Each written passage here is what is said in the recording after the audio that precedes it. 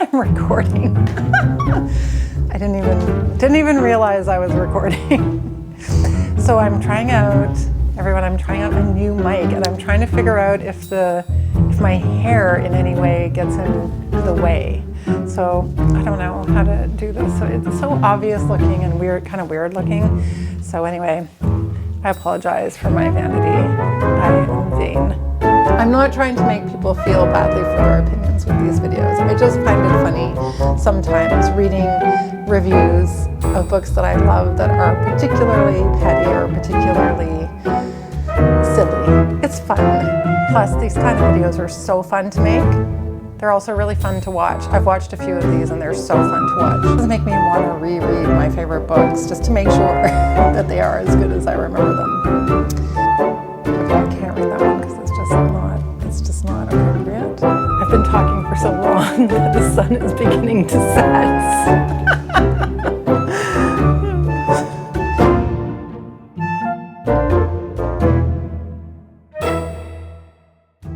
Hi everyone, it's me, Jess. Welcome to another video.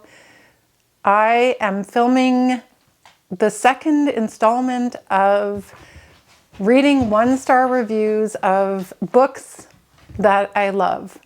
I was trying to decide whether to read one-star reviews only for books that I read and loved this year, but I think I'm going to save that for a video at the end of the year when after I do my best books of 2024, because I did it that way last year and it was fun, funny, enjoyable, entertaining. So what I've done this time is I am going to look at one-star reviews for a couple of books that I've read this year and really appreciated and enjoyed, or I don't know about enjoyed, but definitely appreciated.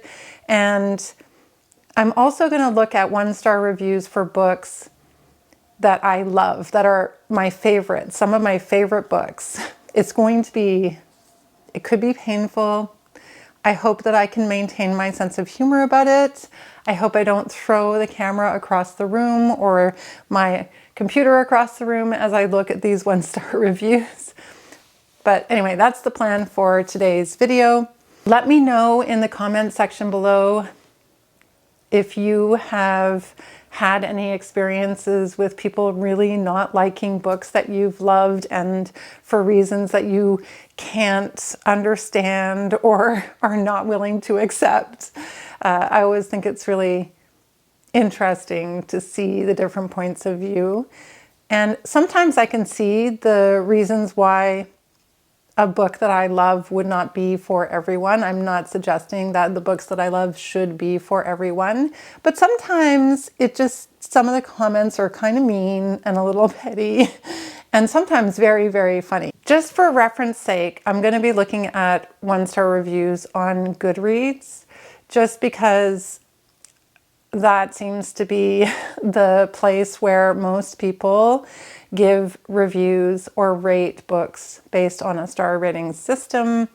And for that reason, it's just the easiest place to go to find a range of different opinions about different books that have been collected over time.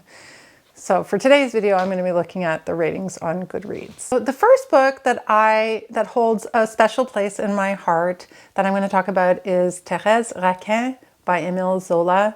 I read this book a few years ago. It was recommended to me by my daughter, and I just thought it was so gripping and interesting, and I really thought it was enthralling. I really got into the reading experience. I really enjoyed this book. It has an overall rating of 3.73 on Goodreads. It is a classic and it is translated from the French. So those are two things that could work against it in the one-star ratings. 3.73 is not too bad of a rating, I would say, on Goodreads, but it's not the most. I've seen modern contemporary books that I don't think are as good as Therese Raquin rated higher than this. So just a very quick summary for those of you who don't know the story of Therese Raquin, just want a little overview. I did talk about it in a tag video And I think I also did a review of it, but I did definitely talk about it in the Ordinarily Extraordinary tag video that I did, I think around a year ago, talking about how extraordinary Zola is in general. And this is one of his most famous novels.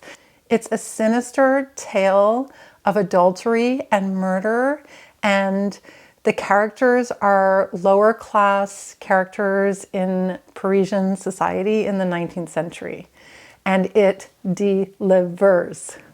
It's deeply atmospheric, it's a shocking story, and it's well worth picking up. So I gave this a 5-star review on Goodreads, actually. I didn't write anything about it. And then my daughter also gave it a 5-star review on Goodreads. And her comment after the 5-star is, sorry for all the bashing. So let's find out what all the bashing is. Therese Raquin is not superb. It is a miserable story about horrible people doing hateful things. Jesus, what a depressing book. It had absolutely no redeeming qualities whatsoever. And also, over-describe much? Seriously, a handkerchief cannot lay on a table without the author finding it necessary to describe it in mind-numbing detail. The only reason I'm giving this book 1 star is because there isn't the option to give it 0 stars. That is so harsh. So one of the things that I noticed last time I did a video like this, especially for classics, is that classics regularly get criticized for having too much description. But I'm a little bit surprised by that as a critique of Therese Raquin, because I actually find Therese Raquin to be more plot-driven than a lot of other novels. It is more dramatic and it has more character development. And it doesn't have so much detail as I think other classics that were written at the same time. So that surprises me a little bit, actually, because I found that compared to other novels that were serialized, I think there's less room for that kind of a criticism for Therese Raquin. So it surprises me a little bit. Oh no. Here's the next one. Literally fell asleep reading this, says enough. I just don't get it. Like, to me, this was such a dramatic book. I don't know how you could fall asleep. This one says 1 star for school. So yeah, if you read something for school, apparently it sucks.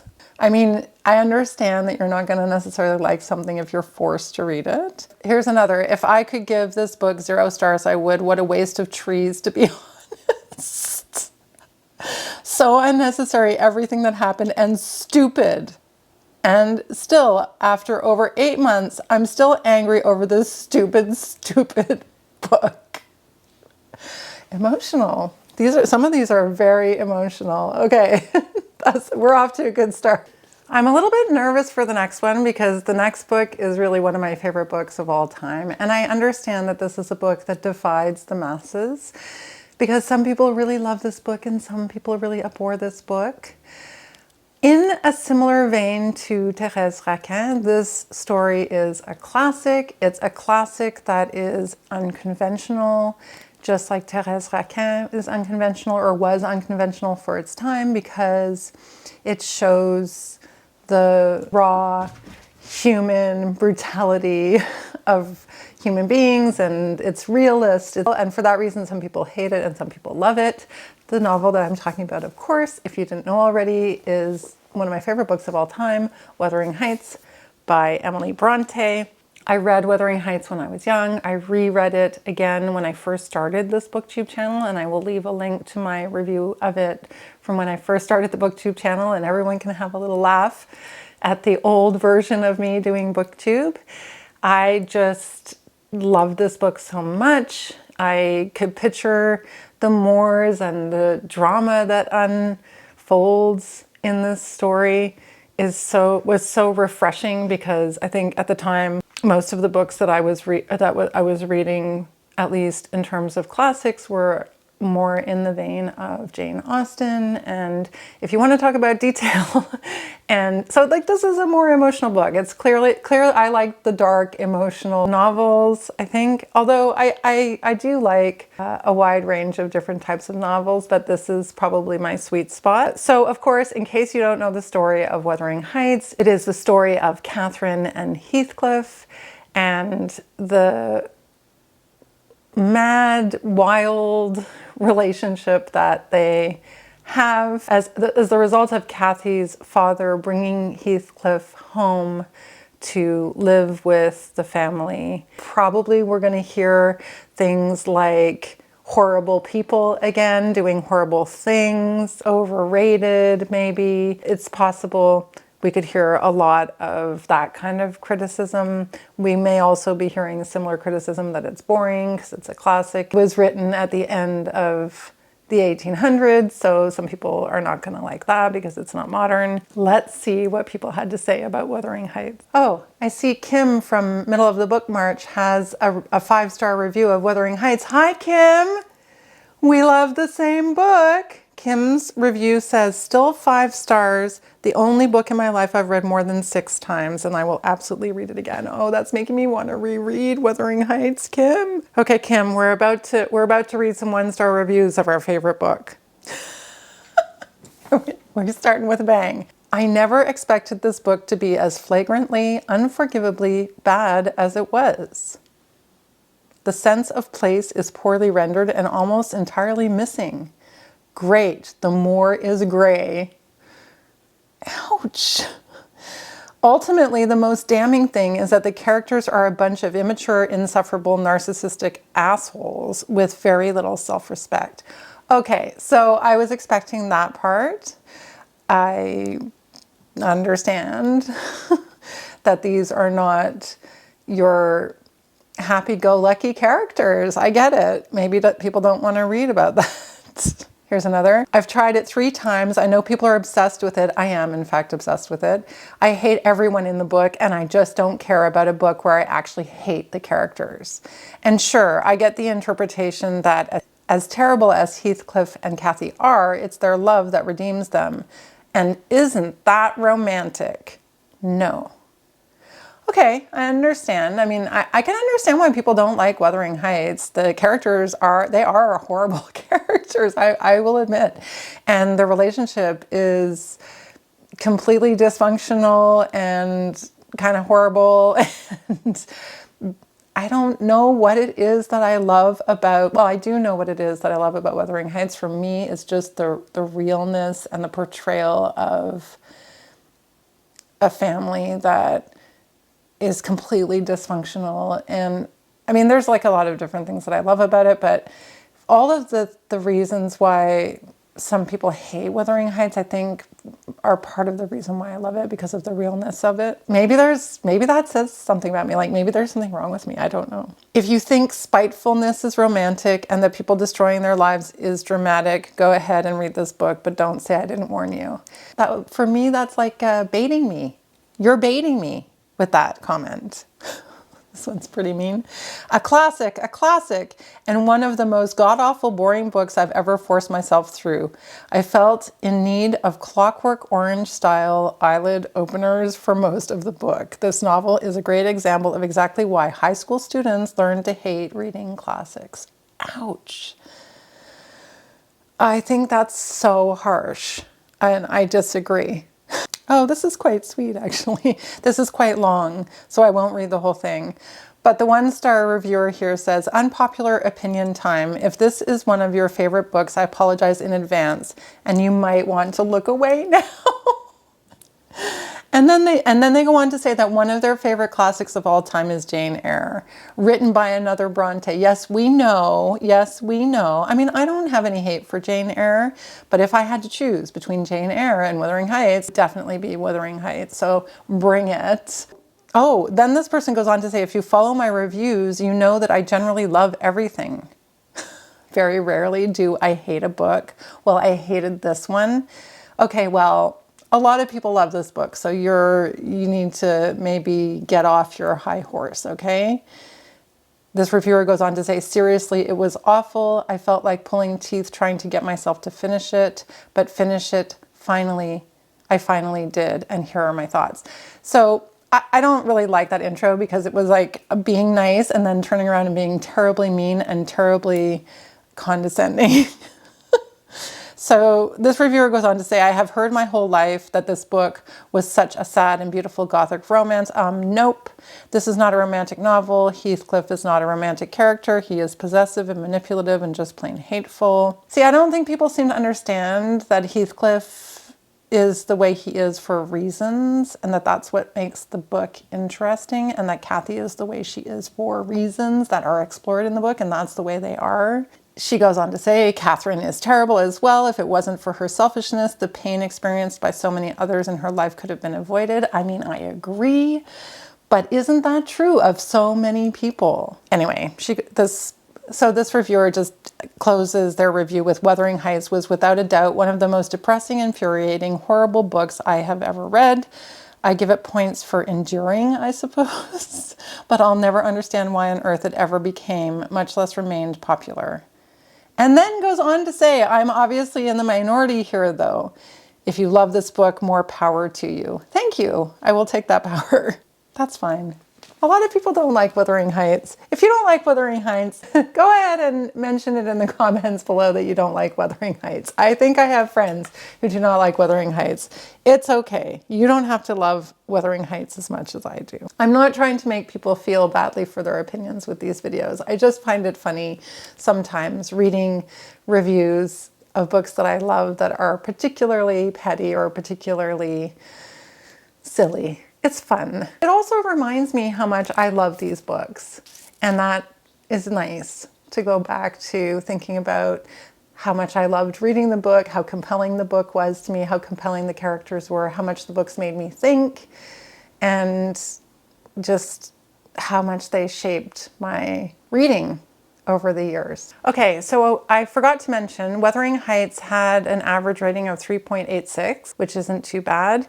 The next book I'm going to talk about, which is one of my favorite books, has a lower rating. It got quite a low rating. So again, a book that is dividing readers and audiences, or has divided readers and audiences since it was published in 2019. One of my favorite books by one of my favorite authors, Mona Awad, is Bunny. I've talked about Bunny in a vlog that I made. It was a summer reading vlog, again, early on in the creation of my channel, and I will leave it linked in the description box below or in one of the cards. It's a book that is hard to follow and is a bit chaotic and messy and weird, and I can see that people would be super annoyed by that. There were even moments when I was reading Bunny where I was a little confused and I was trying to figure it out, but I really love that. That's the kind of thing that I really like, a book that messes with my head. And this is a satire, and I don't think that there's anything better than a really good satire. And what Mona Awad is satirizing in Bunny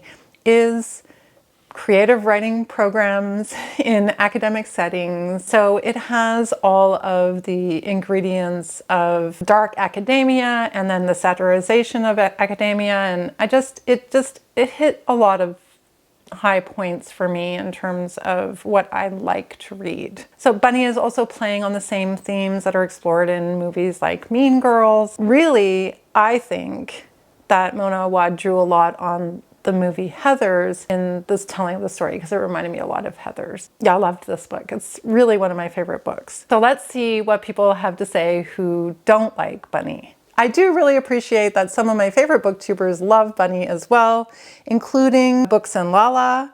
She gave it 5 stars, and her comment is, ha ha ha, what the fuck? Which is so appropriate. Like, everyone's comments are laughing my ass off, what the fuck did I just read? And this just tells you everything that you need to know. Secret History meets Mean Girls kind of vibe, meets Heathers. And I know that that is enough for some people to be interested in reading this book. So if you haven't already read Bunny, maybe give it a try if that sounds appealing to you. That being said, people really didn't like it who didn't like it. Here's the first one.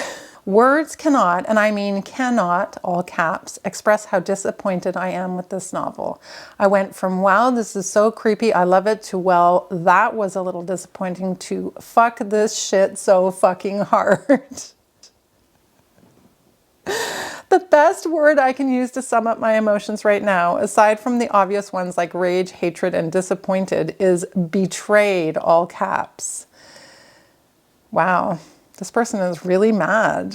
Okay, this reviewer goes on to say, before I start rage hating this book, I want to express the one aspect that I loved for most of it, the writing. And I will say the writing is very, very good. The writing is amazing, and this reviewer gives it that. They were all self-entitled, judgmental, and uninteresting. That is the whole point. That's the point of the book. This one is so funny. That's 1 star, and then in caps, finally I am free.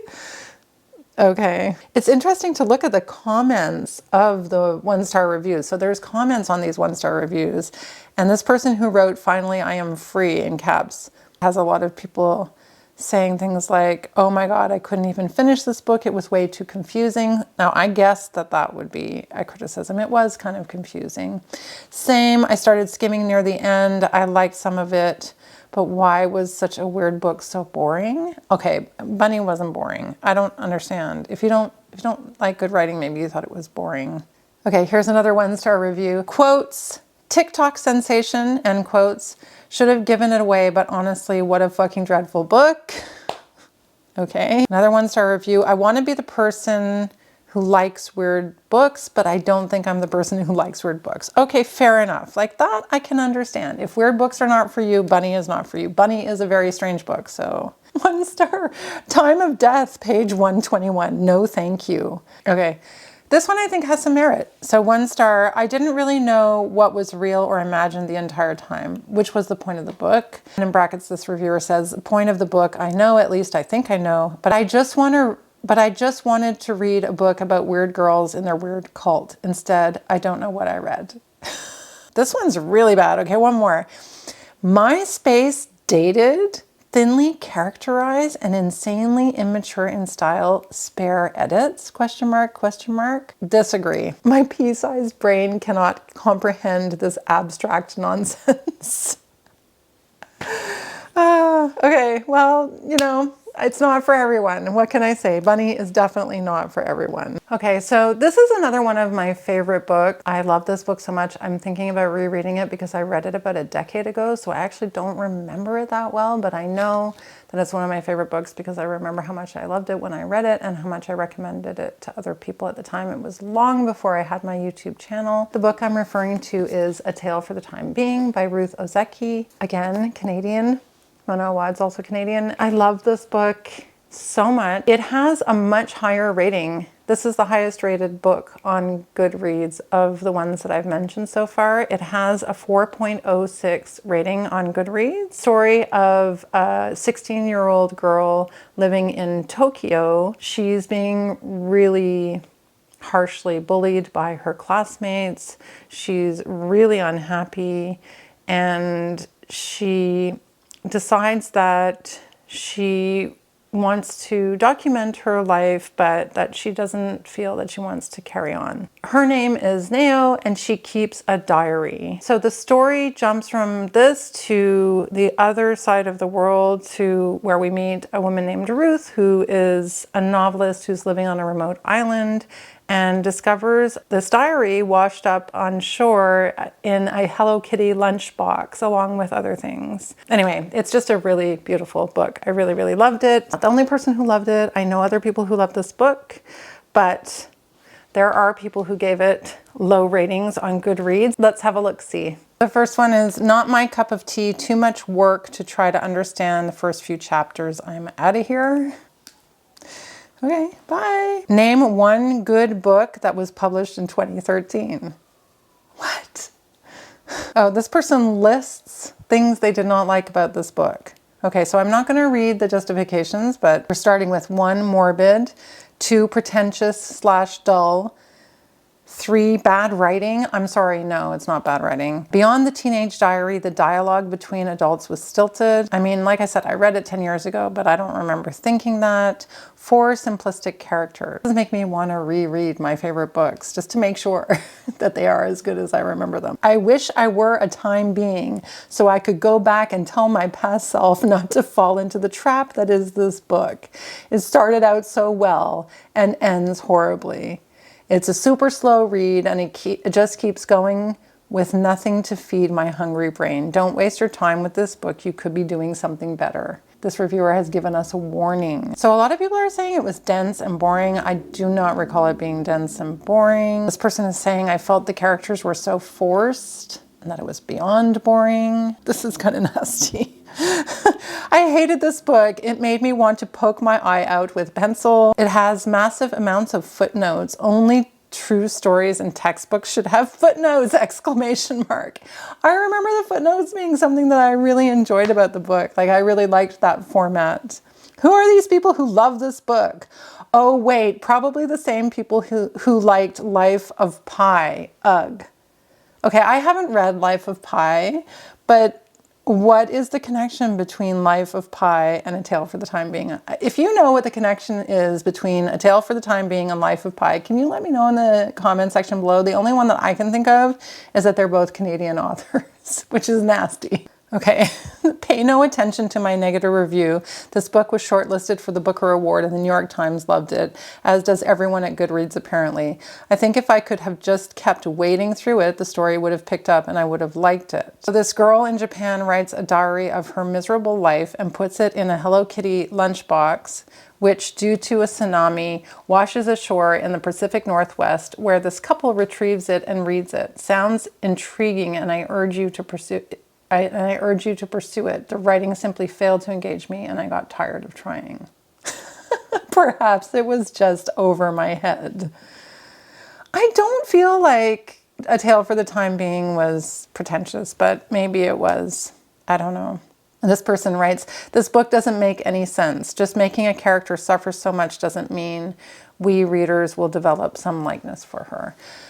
Okay, I think that's fair. Like, I think that, well, again, this could just be a difference in readership's taste, but it's not that I enjoy, but I think it's really important to read about characters who are suffering. Like, I am not interested in just reading happy-go-lucky stories. So if someone is picking up A Tale for the Time Being, or they're picking up a book like Therese Raquin or Wuthering Heights and they're looking for a feel-good story, they're not going to get it necessarily. So the next one that I'm going to talk about is another book that I really love that is very, very depressing. I clearly like depressing books, so I think that some of these one-star reviews may have similar comments, like, don't read this if you want to be depressed, this is trauma, you know, writing. But I will say that this book is one of the most creative books and most interesting presentations of a story that I think I maybe have ever read, and it blew my mind. That is Maps of Our Spectacular Bodies by Maddie Mortimer. I read this last year as a buddy read with Lori.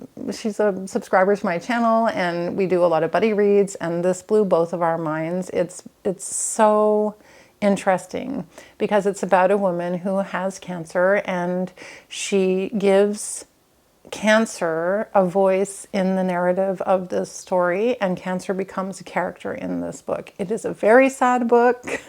I will say it's very sad. I cried. It's very sad, and it just tore me apart, this book, but it was so good. I mean, a book that can make you feel all of those things and that makes you think so much and is so interesting, I just think has so much merit. It does have a pretty high rating on Goodreads. It's got a rating of 3.98. So let's see what people who hated it have to say about it. DNF. I thought the cover was beautiful, but didn't expect the story and the writing to be so hard to get into. 1 star. This book has a lyrical style that I quickly lost patience with. That's too bad. I thought that the poetry and the lyricism was one of the beautiful things about the book. 1 star. Can't say enough bad things about this one. Honestly, it's incredible. You could just give us one bad thing so we know what you're thinking. Okay, this is fine. DNF, 1-star DNF, not for me. I mean, people who write reviews on Goodreads and they say 1-star DNF, not for me, I don't know if that constitutes a review. I think maybe it would be helpful to know. Just talking as someone who reviews books on YouTube. Be nice to know why. Another 1-star review. I can't say much about this book. I didn't like it and could not finish it. I will edit my review if I do manage to pick it up and finish it. What? Okay, here's something with a little bit more meat. Honestly, this book was so confusing with all the different voices. It took me so much to get through, but I can also see why the story could be meaningful. Maybe, LOL, I don't know, not for me. Oh, here we go. This is what I thought might come up. 1-star, sentimentality porn. Afraid that I didn't finish this book. I could not get on the dual aspects of the cancer voice and Leah's voice. Leah is the woman who has cancer. Okay, I feel like that's at least giving us a reason. 1-star, will not finish, has a good premise but gets maddeningly sentimental. It expresses complex emotions in simplistic as opposed to simple, which is often very good, ways. Okay, I'm confused. Her politics are not my politics. Disappointed with PT bookshops. I don't know what that means. 3 out of the last 4 have been mistakes. Okay. So they're also dissing the bookstore where they purchased the book. Okay. I mean, I think if you disagree with the politics of the book you're reading, maybe you want to think about that. And I'm going to end off the video by talking about a couple of books that I read this year. One of them I read at the beginning of the year, was a group read. It's a classic. I'm sure it's very divisive. I haven't looked at any of the reviews on Goodreads, but I think it'd be interesting to see what people have to say. I just did a deep dive video on this book, so if you want to check it out, I will leave a link in the description box and in the cards. That is, of course, Invisible Man by Ralph Ellison. This book was a roller coaster of a ride. It is very surreal and it is experimental. So I can see people having a difficult time with this book. Let's see what people had to say. Actually, to be fair, like there were even people who wanted to join the read along who really felt like it was too much for them to commit to. And I completely respect that. This is not the kind of book that you're reading necessarily for leisure. It's a book that you're reading. It's a very serious book. And so it's a book that you're reading because you feel it's important and you want to engage with political content. You want to engage with a book that's very critical of a racist society, and you want to gain a new perspective and a new understanding. So all of that being said, I can certainly understand why this book would not be for everyone. It is, as I said, very surreal in parts and a little bit confusing in parts. And at the same time, I think it's one of the best books I've ever read. Obviously, I've argued already that it has a ton of literary merit, and you can go ahead and watch my video about why I think that's the case. But let's see people who hated it, why they hated it, if it's anything beyond the reasons I just suggested. Okay, so Invisible Man has a reasonably good rating on Goodreads. It's a 3.91 rating, which is pretty good, especially given how experimental it is. Okay, this kind of criticism I just don't get. Okay, so there's a long review here, so I don't want to go through all of it, but at one point this reviewer says, I know this is a literary classic. I know that a lot of people point to this book as changing the way that race is discussed in this country, United States, and I feel bad for saying how bored I was throughout this entire book. I don't know how you could be bored with this book. They go on to say the writing is really good, though I would argue that after a while I felt like I was being hit over the head with anvils. Yes, I got a lot of the symbolism. I just didn't need it to be repeated so many times for me to get what Ellison was saying. This is 1 star. Symbolism, symbolism, symbolism, but no story, story, story. That's not true. There is a story. What? We have a protagonist. the protagonist is on a journey. Anyway, 1 star. I would be lying if I said I enjoyed any second of this unnecessarily long book. Okay, I forgot that people might come after this book for being long. That's a shame because I think that every page was worth it myself. This person, 1 star. I feel really bad, but I can't take this anymore. This is a classic and most people say that it is eye-opening and an important piece of literature. I can see why it was important when it was published. It focuses on racial issues in a time when the US was still plagued with Jim Crow laws. That being said, it is not well written. The book should have been 200 pages shorter, and I was very disappointed by the plot and the prose. I disagree.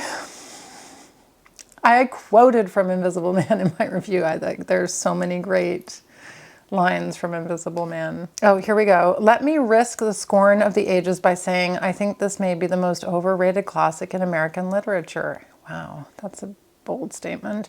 The first couple of chapters would have made compelling short stories, but the book as a whole is an incoherent mess.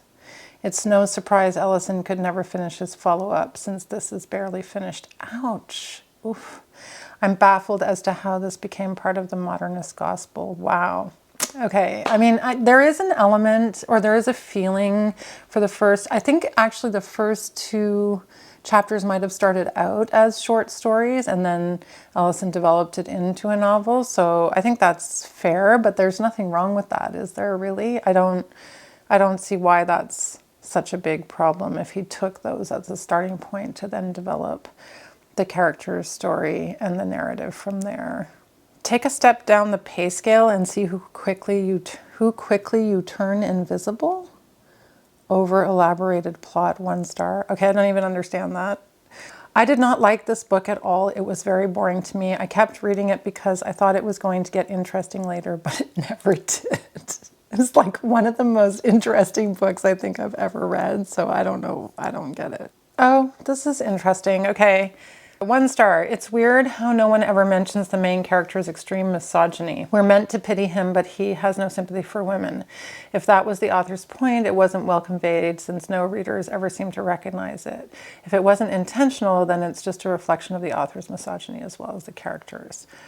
Okay, we did talk about that in our discussion of Invisible Man. We all commented on the way women were presented in the book and the way women were treated in the book. And there is a lot of misogyny, but I think we all agreed that it was intentional. So that's an interesting point. That would be worthy, I think, of some thought and some discussion. 1 star. I find instruction booklets for furniture more interesting than this book. Okay, I can't read that one because it's just not appropriate. I didn't think I would come across a 1 star review that wasn't appropriate. Whoa. Okay, this is the last one I'm going to read. I wish that there were enough words in the English language to describe how brain-numbing and pointless this novel was. I wish I could have given this a 0.5 out of 5. But why the 0.5? But that is obviously not possible, so I will compliment this book by rating it a 1 out of 10.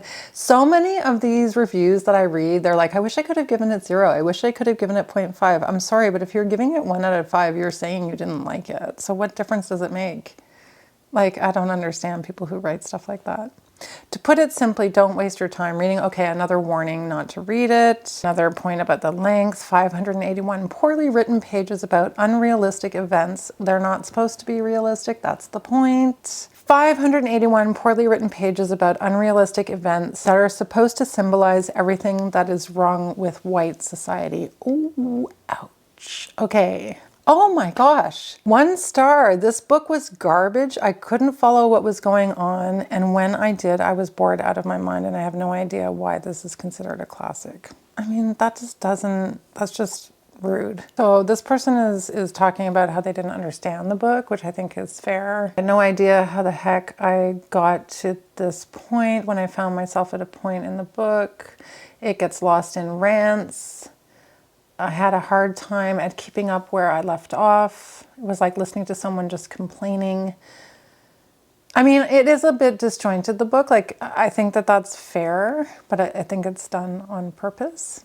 I talked about this in my review. Some of that has to do with our protagonist's experience and the expression of their experience, but Anyway, this person goes on to say, anyway, this book is pretty horrible even for a classic. It's poorly written and definitely the worst acting that I've listened to in a while. So this person listened to the audiobook. Oh, okay. So Joe Morton gave a dramatic reading of the audiobook and people are dissing his performance on the audiobook. I can't speak to that because I didn't listen to the audiobook, but so this is the last one I'm going to look at. 1 star. I'm reluctant to give this book 1 star because I can see it deserves more, but if 1 star means I didn't like it, then 1 star is appropriate. I don't know what it is. Is it because I'm white? Because I'm 17? Because I live in the 21st century suburban Ohio? I'm not sure which reason explains it, but I did not understand this book at all. It was well written and obviously there was a lot of work put into it, but the plot just dragged on unbearably. Through 581 pages, I don't know, people feel the need to say 581. I waited and waited for something exciting or interesting to happen. I can't believe that anybody would write that nothing exciting or interesting happens in Invisible Man, because interesting and exciting things happen in almost every chapter. So I don't know, we were not reading the same book. This person goes on to say, the whole novel seemed to be building towards something, but that something just never came. I know I'm not mature and or experienced enough to really appreciate this novel, which makes me wonder if there's anyone else in my senior AP English class who is. Oh no, I think that's probably fair. Like, I think if you're 17 and you're reading it for AP English, maybe it is a little bit too much. But I think that I would have been like frustrated with it for different reasons. Like, I'm not sure. I can't think of myself as a 17-year-old anymore, but yeah, I don't know. I have sympathy for that. I think it would have been very challenging to read if you were only 17. People going on about the 600 pages, saying it could have easily been 250 pages and that it was constantly repetitive. This person says, there is so much repetition in this book that in the end I actually yelled at the page, okay, we get it, move on. Wow. Oh, that is just so not good. Long story short, unlike this book, I could get behind the plot, but I wanted to gouge my eyes out suffering through each page. I'm sorry, I just didn't like it. Okay, I think I'm done. I don't think I can read any more of those. Woo! Those were pretty intense. Oh, this person, 1 star AP Lit makes me cry. A lot of hate for Invisible Man there, but I think it's only maybe from senior English students. This book I did not know about until I did the judging for the BookTube prize. And when I read the books, and actually the finals were announced for the BookTube prize, and I will make a video talking about or reacting to the winner. I will just, to give a spoiler, if you made it this far in the video, I did vote for The Bee Sting, which is the book that won. A couple of the other books that came in the top spots, a couple of the placements were different from what I voted for, so I will make a video talking about the way I ranked the books for the finals. And if you want to watch my videos leading up to the finals of the BookTube prize, I made videos for the semifinals and for the octofinals. And when I read books for the octofinals, I read this amazing book that I talked about at that time and have talked about since, called Loved and Missed by Susie Boyt, that I thought was incredible. And I never would have read it if I hadn't been reading for the BookTube prize, which I've signed up to be a judge for again next year, because just for that reason alone, like just to be able to find these little gems like Loved and Missed. It doesn't have as large a readership on Goodreads. It only has a little over 2,300 ratings, but it has a very high average rating of 4.29. So I haven't been getting deep into statistics of how many people read it and the ratings. I'm sure the more the people read it, the more diverse the opinions of the book will be. So similar kind of vibe. If I could give this book and audiobook 0 stars, I would. Clunky prose, a boring and unoriginal story, matched with the worst audiobook narrator of all time. I mean, I did not listen to the audiobook, so I couldn't comment on that. I think that's a little bit unfair. Actually, there's only one 1-star review for this one, so maybe I'll read a couple of the 2-star reviews. Okay, so people are saying a bit too depressing when I needed something with a better outcome. I started skimming on page 2. I just couldn't take it. It is such a sad story as Boyt recounts the lengths a mother endures to keep in contact with her drug-addicted daughter. The heroine and teacher did a fine job of raising her granddaughter. I didn't need this bleakness in my life. It is a sad story, again. So if you don't like sad stories, you probably won't like it. This person's a little bit harsher. They say, an unbearably self-aware narrative anchored in a self-pitying style of narcissism. Okay, that's too bad there aren't more reviews of the Loved and Missed book. So this next one is a recent read. I read it for Women in Translation Month with my pal Lori. That's Elena Knows by Claudia Pineiro. We're currently reading A Little Luck by Claudia Pineiro, and Claudia Pineiro is a genius. I am completely on board with all of the fans of Claudia Pineiro. This book was really good, sad, difficult to read, and totally worth it. It's about Elena, an older woman who's the mother of Rita, who has Parkinson's, and her daughter is found hanging she's found hanging in the church, and it's the story that unfolds about how Rita died, and it's also a very stark depiction of this woman dealing with Parkinson's. Oh, this is so unfair, this first one. 1 star. I do not suffer from memory loss, therefore I don't need a reminder on every single page that Elena suffers with Parkinson's. I thought this was a crime book. Okay, so that is in part the fault of the publisher, I feel, because I also thought that this was a crime book because it's presented as being like a mystery where Elena is trying to find out the mystery of Rita's death, but it does put quite a heavy weight on depicting Elena's battle with Parkinson's and her daily struggle with Parkinson's. I talked a lot about this when I did my review of the book. I'll leave it linked as well in the description box and in the cards. So for that reason, people are going to find it very difficult to get through, and their expectations will be thwarted because it's not really a crime book. Okay, 1 star. First of all, writing style wasn't for my taste. At some point, repeated sentences, and specifically the sentence Elena knows, started to become annoying and unnecessary. Or the other words which Elena used to describe her illness. To me, it seemed like just in case readers forget, same things are repeated constantly. Characters didn't get deep and just came across as flat. And in my opinion, relationship between Elena and Rita couldn't get below the surface. Okay, I didn't get that. I understood why there was a repetition of the term Elena knows. There is a very specific reason for that, and it's actually the main idea of the entire book. So I fear this person maybe didn't understand what Claudia Pineiro was trying to do with the book, which is unfortunate. It's the kind of book like if you don't get it, you don't get it, if you know what I mean. And I'm not trying to be condescending, but it is that kind of a book. Like if you don't get it, you don't get it. Did not enjoy the writing, the characters, or the predictable ending. Clearly everyone disliked Rita except her own mother, Elena. What? Why? I didn't have that feeling. Despite it being so short, I felt like it really dragged and took me ages to finish, but still read it on your own because it's clearly loved by so many people. Okay, fair. Okay, this person gives it 1 star, but they say, wait, look, I get it. I completely get it. And I agree. Honestly, this is a smart book. I see it okay. The story is clever. The message is supposed to sting and the writing makes sense. Wait, it's a 1 star review. But I can't help myself. I simply didn't enjoy it. And shouldn't enjoyment also have a factor in this rating system? I think that enjoyment can have a factor in a rating system, but I'm not sure that it's reason to give a book 1 star. Boring prose too gimmicky. Gimmicky? Whole story serving only as an excuse to glorify abortion. What? Ouch. Predictable as any pamphleteering novel could be? Whoa. Has literature really become a monotonous, shallow, woke discourse? I hope it's just a phase. Oh my goodness. I guess this is an anti-abortion person. Wow. Okay, 1 star. Unfortunately, this book didn't do it for me. It felt disorganized with a very predictable ending. I finished it through, but only because it was so short. I don't think it was disorganized.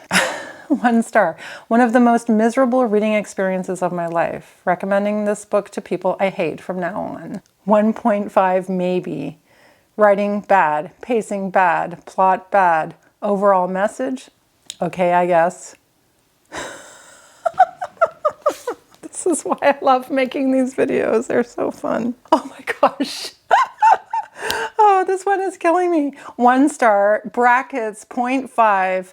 Sorry, but Elena knows shit. I think that's a good place.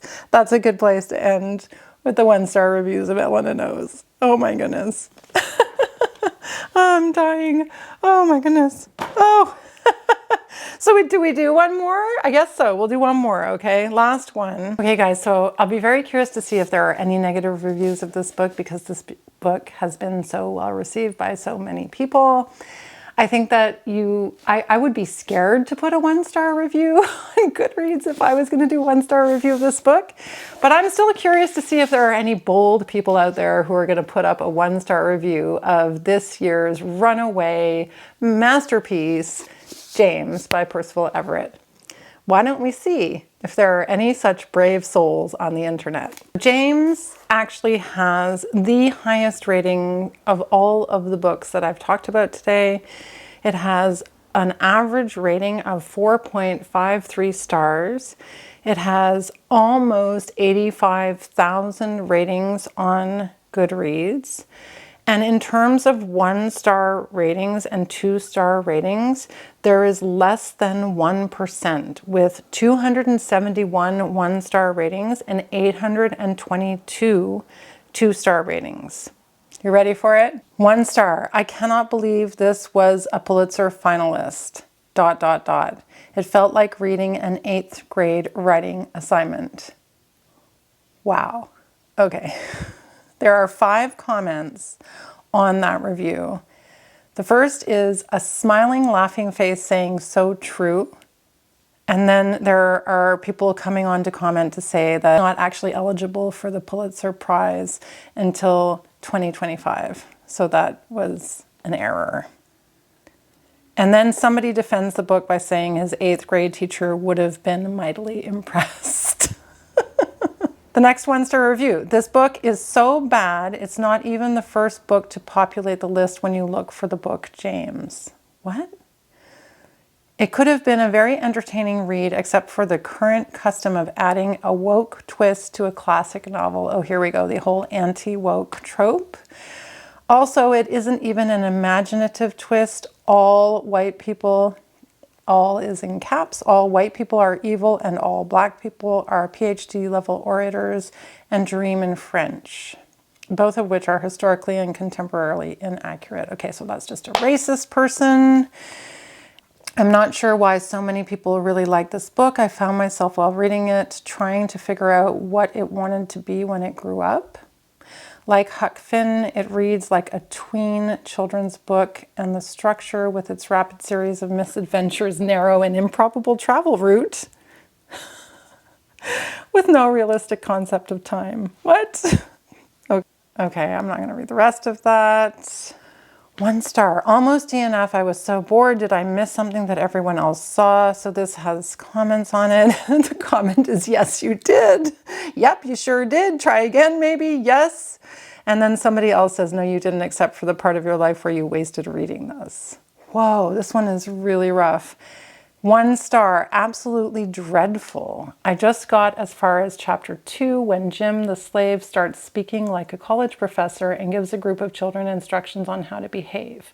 Besides the time travel implicit in Jim's eloquence, what, pray tell, is wrong with those children who have not already been socialized appropriately? I find it offensive to rob a people of their experience and of their culture. What? Okay, that doesn't even make any sense. What?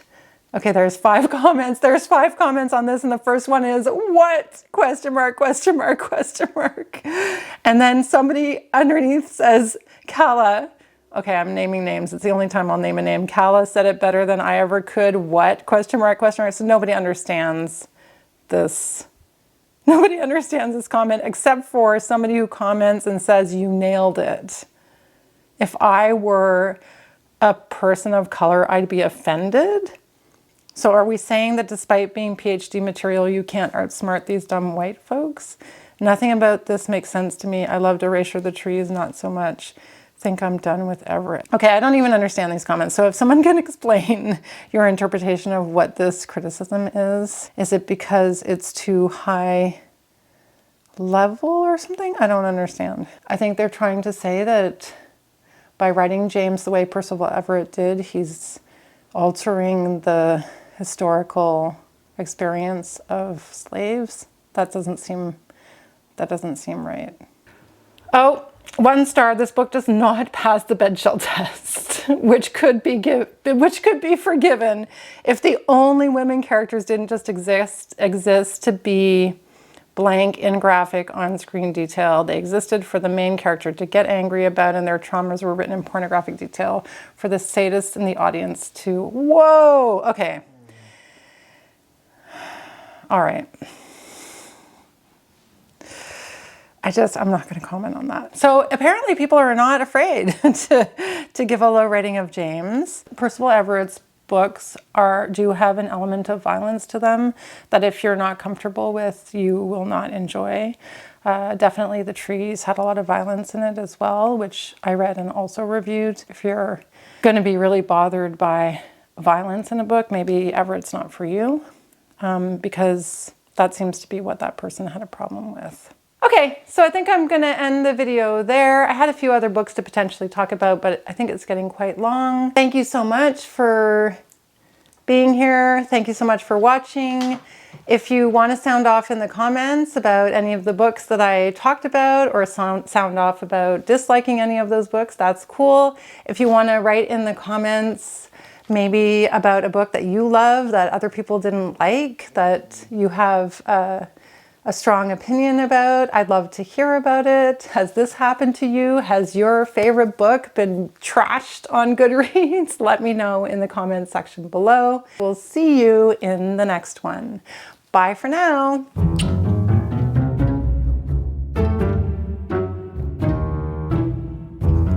You just gave a tell there, I think.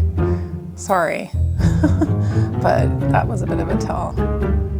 Oh my gosh.